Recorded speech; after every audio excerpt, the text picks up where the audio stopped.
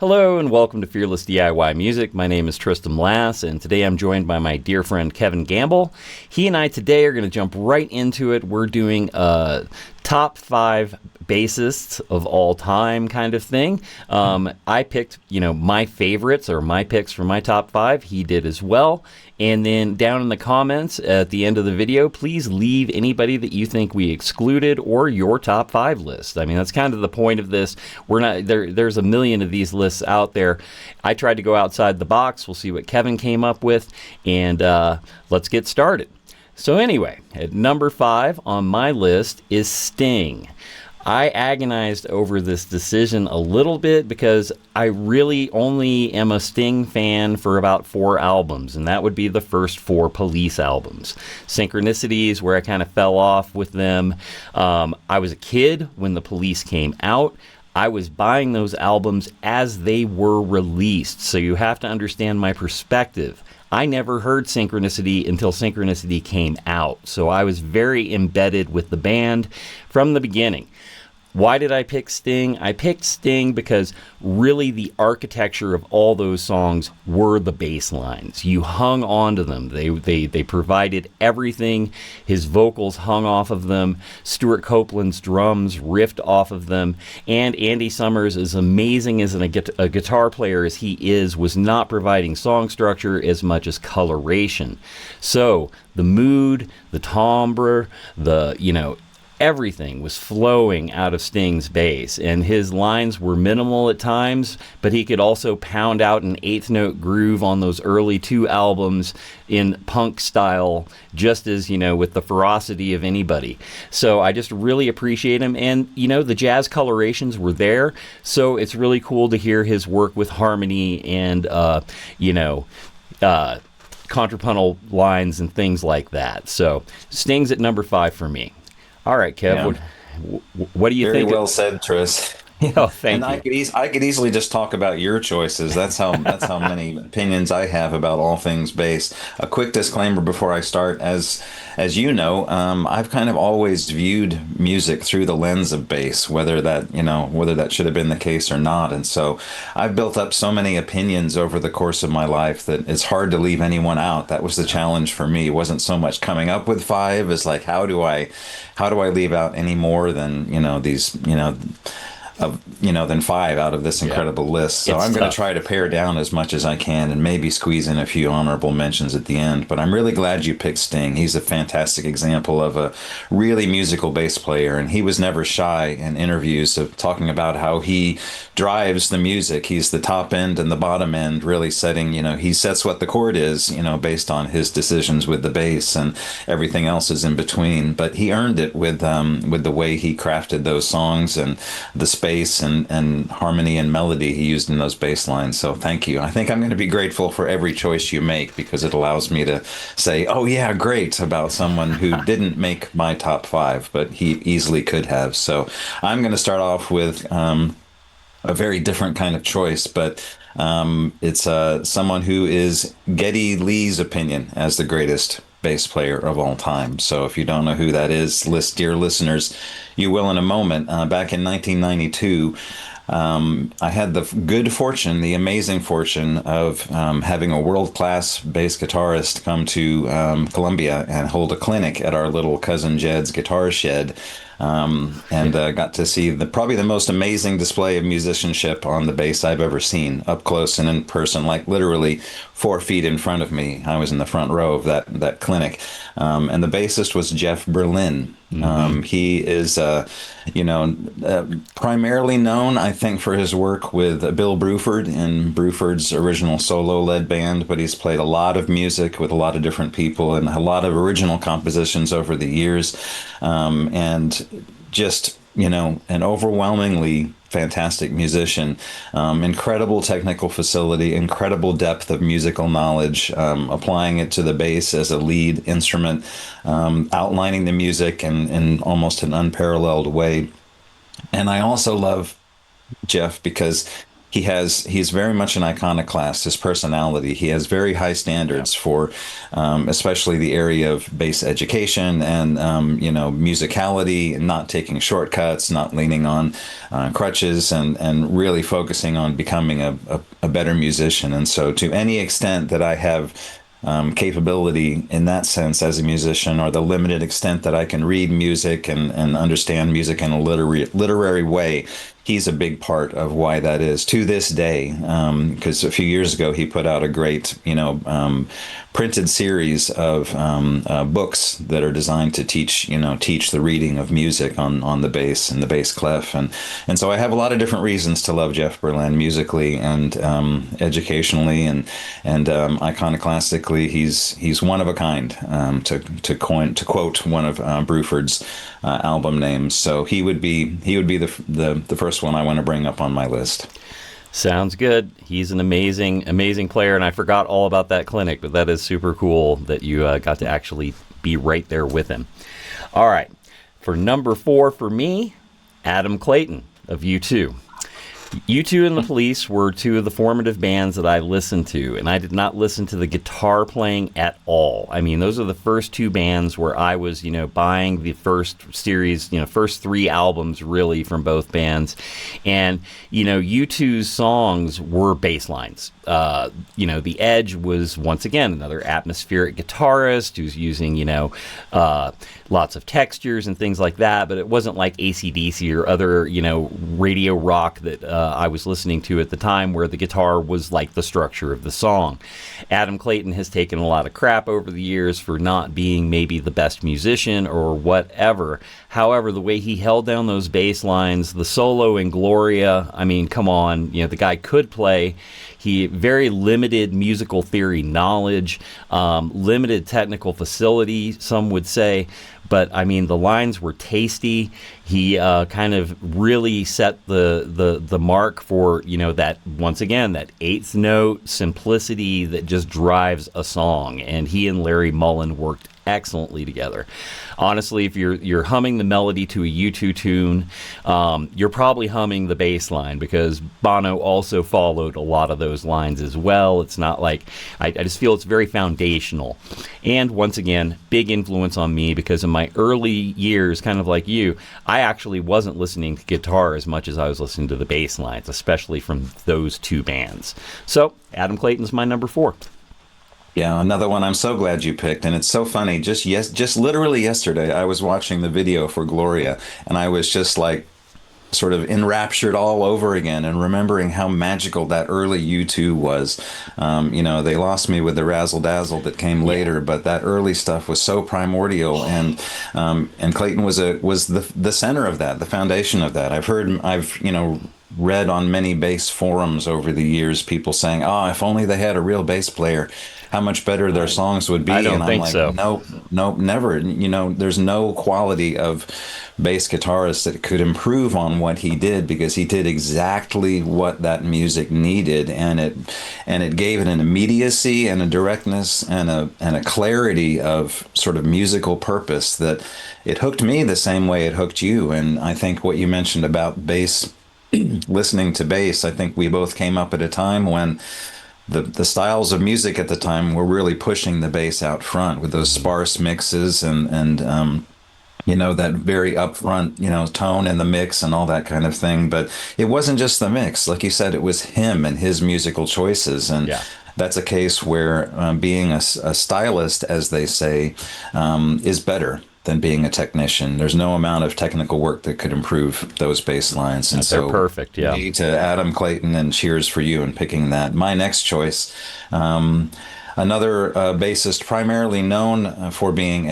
in a pop band at the time that we're just now talking about. But my favorite work of his is before that and outside of that, and that is John Wetton. Mm-hmm. Like I said, he's primarily known for being in a pop band, which is Asia, but at that point, that was very smoothed out, sort of refined mainstream music, which was still executed technically immaculately. But my favorite music for him is is a few years earlier when he was a member of King King Crimson for a Crimson. few years.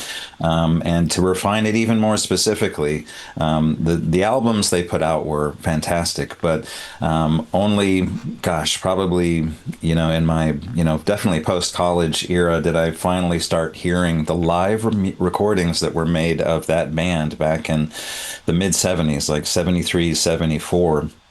And I was completely blown away by what he did on the instrument. The biggest, heaviest, most powerful sound on a bass guitar I've ever heard in my life, hands down, bar none, was John Wetton playing live with King Crimson in probably 1974, if I had to refine it all the way down to my favorite. Nice. Just incredibly powerful. He brought a huge presence vocally, and his singing was soulful and expressive and powerful. But he really let it rip live, and his composed parts, along with his improvs and the way he executed, and the way that he and Bill Bruford just kind of turned everything up to 12 during their performances, was really like nothing I've heard before or since. And it's a great and sometimes annoying reminder to me that there's nothing that ultimately sounds better than a mic'd amp for bass guitar, because the power that he got was, you were hearing it through the speaker.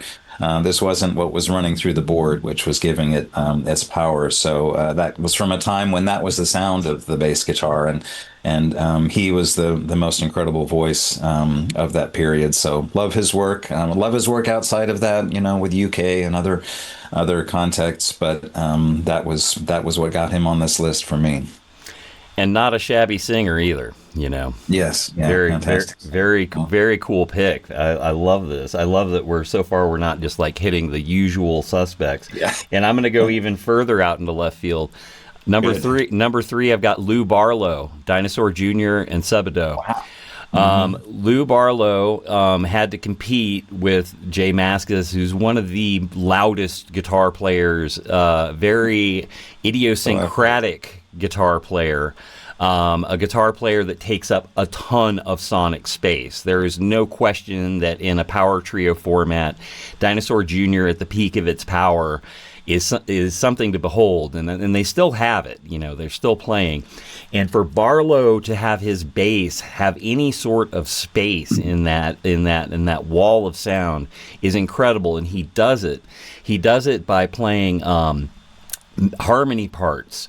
He plays these incredibly thick chordal harmony parts behind Mascis's lines, and then he knows when to cut through and do a little bit of single note stuff to make it really pop. And the two of them together can hang together the architecture of a song where it sounds like it could be a band with 5 or 6 members, and that's no exaggeration.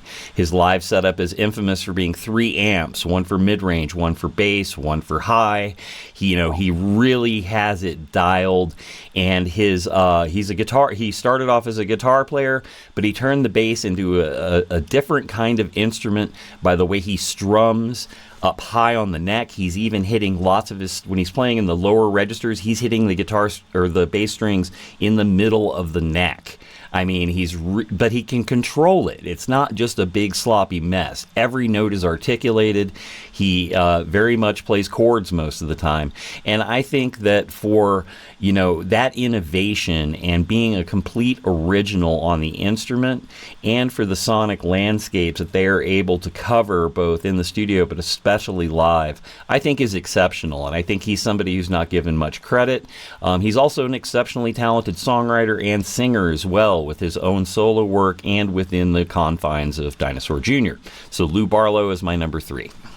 I love that you picked that, because I wouldn't say short shrift, I gave no shrift at all to that era of music on my list. And there are so many, fascinating, unique stylists of that period before things kind of seemed to take on more of a uniform approach in alternative music, where I could have and probably should have included him on this list. So I think that's a fantastic representative choice there, and just want to tip my hat to both that particular choice and the whole sort of field of music that was a part of. He definitely stands out amongst all of them, though, because Dinosaur was a little bit ahead of everybody, too. They started in the early 80s, so people were paying attention to Barlow and what he was doing. You can hear it in Fugazi's music. You can hear it in all the grunge-era bass players who decided, we'll use 2 amps. We'll use a clean one and an overdriven one. Not that Barlow invented that, but, I mean, he definitely took it from the 70s and took it in a bigger direction. So, cool. All right, well, who's your number 3, then?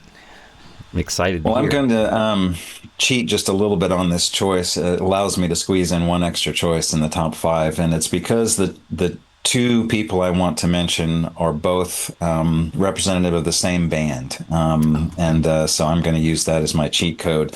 One actually succeeded the other in the band. The band is Jethro Tull.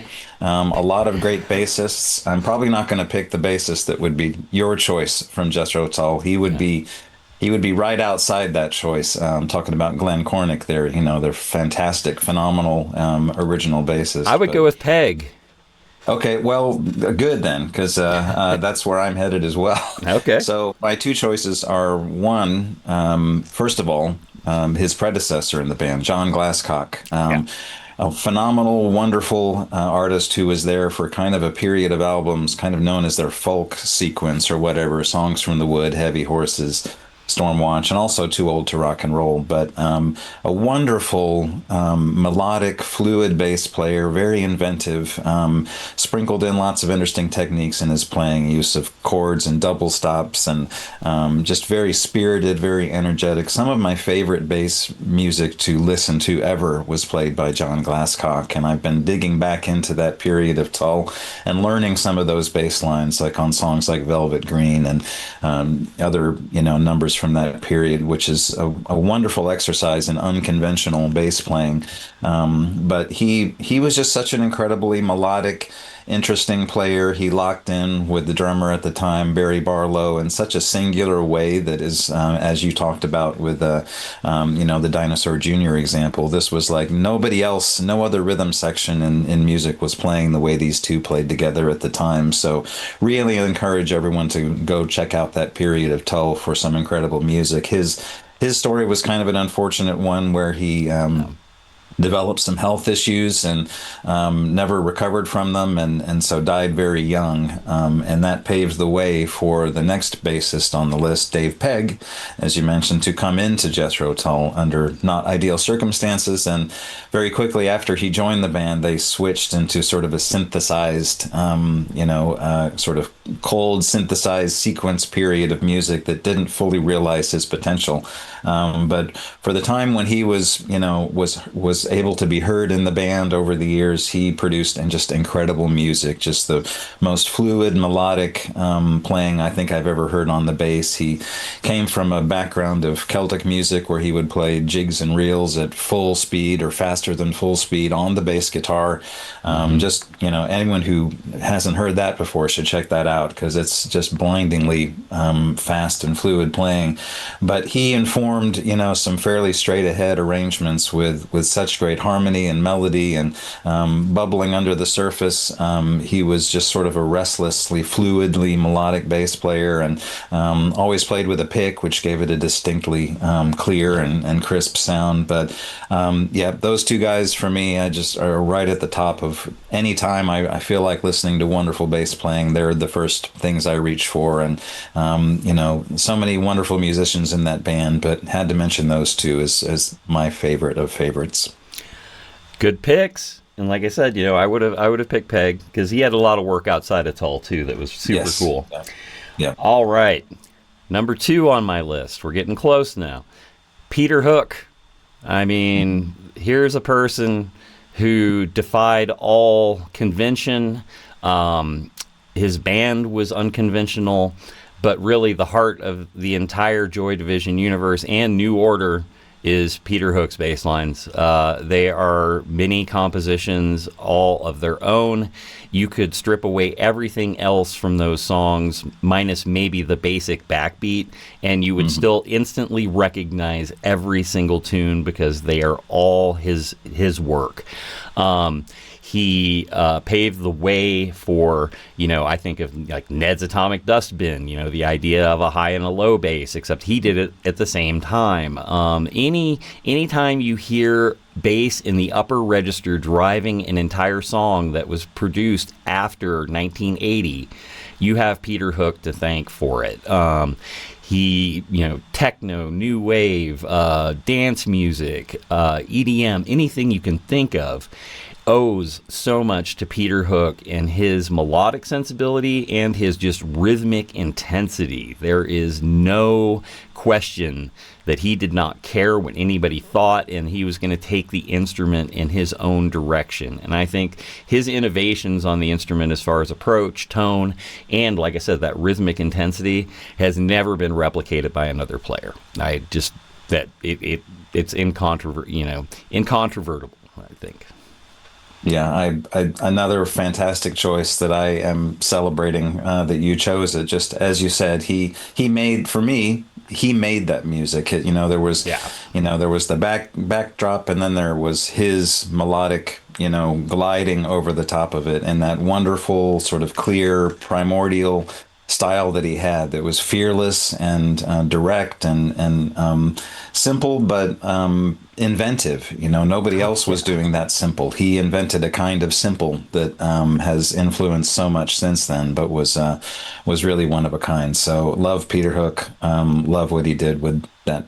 With both of the bands he was in. I think he was always the best part of New Order, and sure. Love that choice. My next choice, it got really hard, but I felt like I had to mention this bass player for the quality of his work and just how he shaped my perception of what was possible with the bass, and that's Larry Graham. Of first Sly and the Family Stone, and Sure. then his own. Really, I mean, Sly and the Family Stone for me was a pivotal education early on about the bass and the function of the bass and what was possible with it. And so it was like a primary education. But what I love most in his work is what he did with his own band after Sly and the Family Stone, Graham Central Station.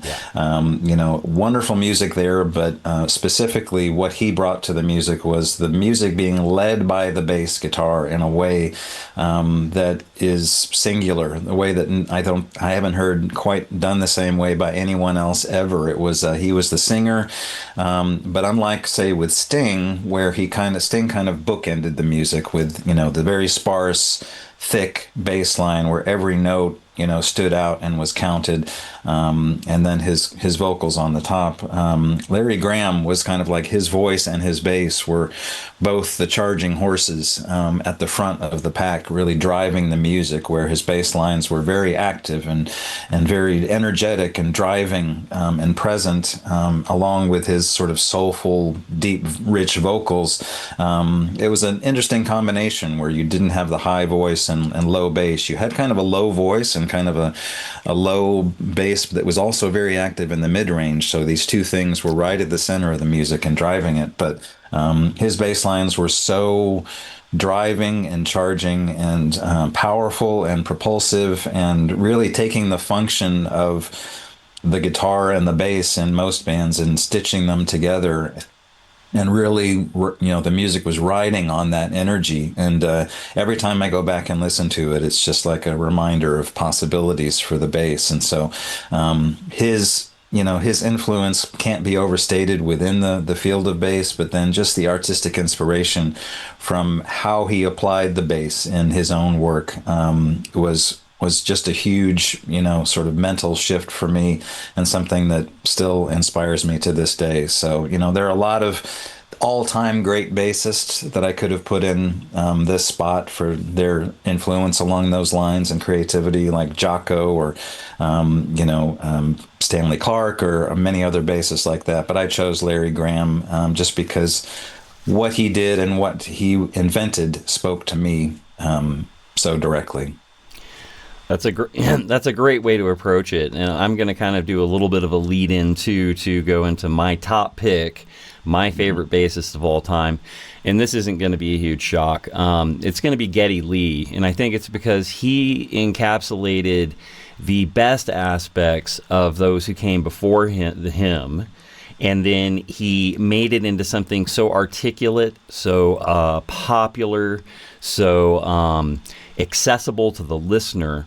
So he took, kind of like the Chris Squire, the John Entwistle kind of thing, but then he made it into something that really served songs. It served his composition, his note choices, his abilities, so having his vocal work within the bass line and things like that.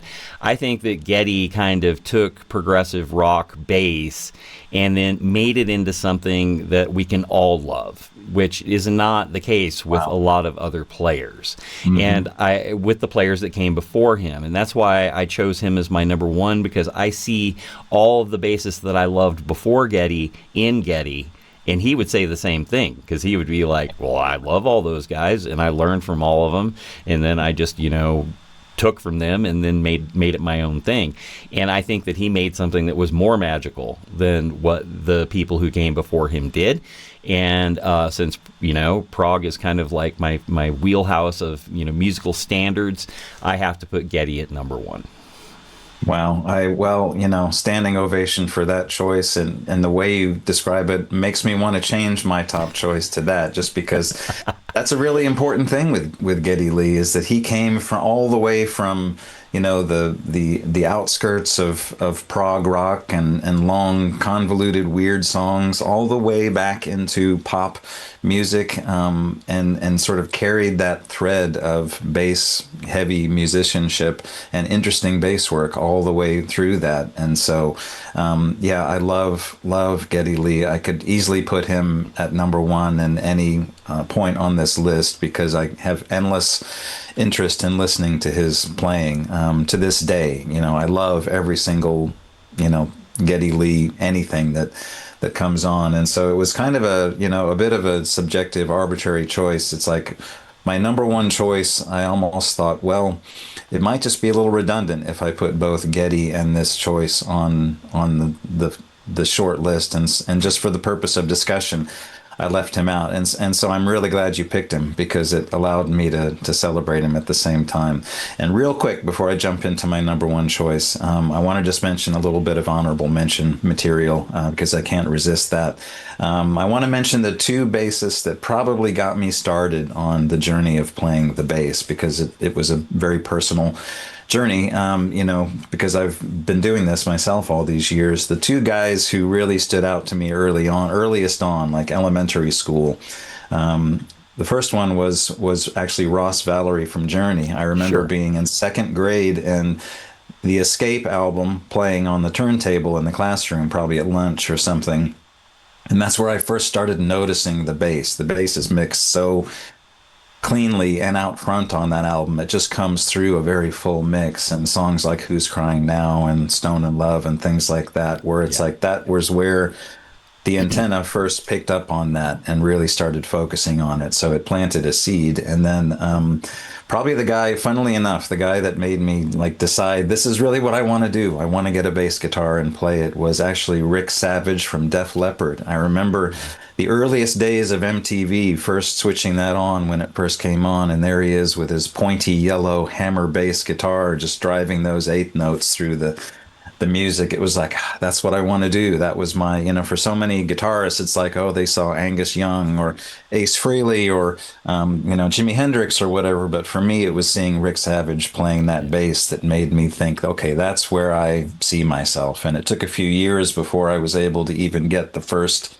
instrument and get on the road. But wanted to mention those guys. And there are so many others I could list, Mike Rutherford, Ray Shulman, Jocko, Doug Pinnick from King's X, Tony Franklin. Just the list would go on and on and on. But you've already mentioned my number one choice in passing, and for me, it's got to be Chris Squire. Chris Squire, I figured. I could agree with everything you said about Geddy and not dispute it at all. But for me, Chris Squire was just so foundational, primordial. And his musical approach, to the compositions they created, to me is still utterly unique. He never, I think, took it to the same degree of mainstream compatibility that Geddy did. So maybe that piece is missing from the puzzle. But the heights he achieved with his music and how he explored harmony both vocally and with his instrument just absolutely kill me to this day. Within all those classic Yes albums, his solo album Fish Out of Water. Fish Out of Water I kind of put along with Jocko's debut album, and maybe some of the Graham Central Station music is music that is led by the bass in a way that I've never heard anywhere else, where it is integral to the composition and provides a voice in a way that no other music I've heard does. But the way he approached harmony and the way he kind of took that early sort of church choir richness of harmony and build up throughout the music, patience in building a line and exploring the space available to him. It's just endlessly inspiring to me, from the earliest days of hearing them all the way through today. He's still my number one inspiration on the instrument, and just can't speak highly enough of all the work he did. And like you said, he paved the way for a lot of music that came after him, but nobody's really been able to replace his place in music, because it was all about his completely individual set of influences and what he came up with when he sort of went away and sort of explored on his own for a year and then emerged seemingly fully formed with this utterly unique voice on the instrument. It's really changed my life and the life of so many others, and including Geddy Lee and so many contemporary players. So yep, had to go with Chris Squire, number one. All right, well, that's a great pick. I figured that he was, I kind of was trying to be strategic in my list, and pick things that actually were my biggest influences, and I think I did it. I think that I've pretty well captured it. Yeah, Barlow being kind of the outlier, because I've only gotten into Dinosaur really over the last 15, 20 years. So it's not but I mean, that's still a long time to be listening to somebody, but we're old. Yeah. So, you got to think that our listening began in the 70s. So no, it's still recent. It's still recent. Yeah, right. But anyway, thank you so much for watching the video to this point. If you've made it this far, please hit that subscribe button. Likes and shares are also greatly appreciated, and leave your top 5 in the comments. Yes. Please, that's what this video was made for. It was made to listen and argue and celebrate, and then put your picks in the comments. All right, you take care, hit subscribe, and we'll see you next time.